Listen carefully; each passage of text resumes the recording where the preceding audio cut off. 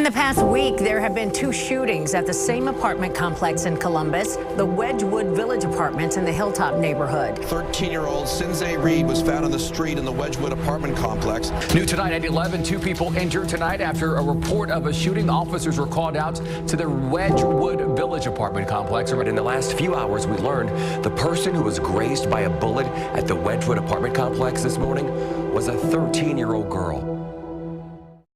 Tonight, 10 TV is taking a closer look at the Wedgewood Village Apartments in the Hilltop neighborhood. Over the past 2 months, we've covered 4 shootings there, all of which ended in children getting hurt. The first, October 12th, a 13-year-old boy lost his life. A couple of days later, October 19th, a woman and a 9-year-old girl were shot. Since Sunday, there have been 2 shootings injuring 2 young girls. Tonight, we are digging deeper into what comes next, what can be done to stop the violence, and what city leaders are doing. 10 TV's Brittany Bailey has some answers. I feel safe, but I can see how somebody wouldn't feel safe. Julius Jefferson gets it. He's lived in the Wedgewood Village Apartments for about 2 years. He's seen the violence, and so has his son. I mean, to be honest, I didn't think he was gonna see it so young. But it's not just the young who are seeing the violence, it's the young who are dying and being hurt from it. So what can be done here? We reached out to Columbus Police, the mayor's office, and the city attorney's office. We learned that in the coming weeks, 3 new crime cameras will be installed in this area. One at Wedgewood and Sullivan, another at Wedgewood and Briggs, and a third at Wedgewood and Eakin.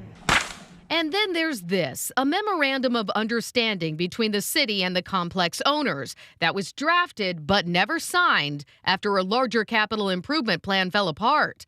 But the city still pushed for more cameras, more lighting, a special duty patrol dedicated to Wedgewood, and fencing. City Attorney Zach Klein had this to say in part: Wedgewood residents deserve better.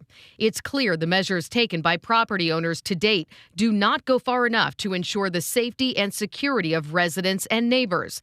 He goes on to say, my office and CPD are reviewing the latest shootings to determine if additional legal action is warranted at this time to stem the violence at Wedgewood. I spoke by phone with Jim Harrigan with the Complex Management Company. He says he's extremely upset to hear about the recent violence here, but adds that his company is working closely with police and the city about investigations and making improvements. However, he said he also feels more focus should be placed on what he says is the root of the problem, which is a lack of Columbus police officers. But I'm gonna do my part as a man and as a father, because really, that's who it falls on to. In any neighborhood, in any community outside of America, they understand that, they recognize that, the importance of a father in the home. If a teenage boy don't have a father at home, who's gonna really check? Where's the checks and balances? You know what I mean? They doing what they want to do.